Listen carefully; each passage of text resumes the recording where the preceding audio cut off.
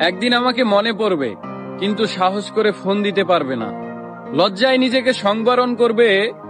আমাদের এত গল্প আর এত স্মৃতি জমেছে যে তুমি অন্য কারো মাঝে আমার ছায়া দেখবে, কিন্তু সেখানে আর আমাকে পাবা না।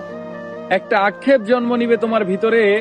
রাত গভীর হলে আমার ফেসবুক ওয়াল ঘুরতে মন চাইবে তোমার।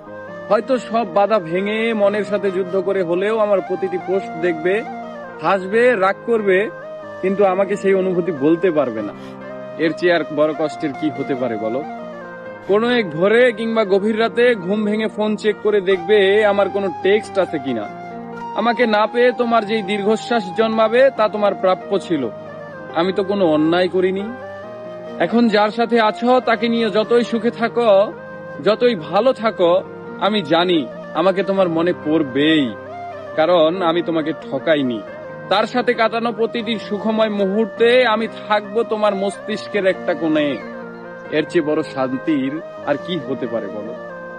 আমাকে কষ্ট দেওয়ার প্রতিটি পাপ তোমাকে ঘিরে ধরবে। একদিন তুমি অসুখী হবে, একদিন তোমারও আমার জন্য কাঁদতে মন চাইবে, কিন্তু চোখের পানি আর আসবে না।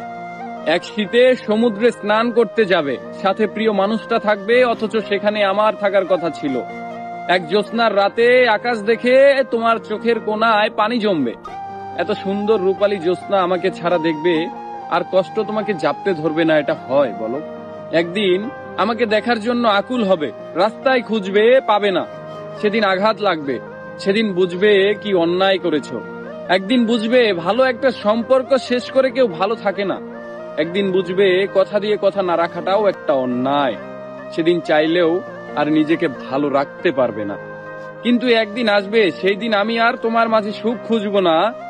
আমি না চাইতেও তোমার দেওয়া প্রতিটি অবহেলা একদিন আমার জীবনে অন্য কারো মাধ্যমে সুখ হয়ে ফেরত আসবে, কিন্তু আমি আর তোমাকে মনেও করব না।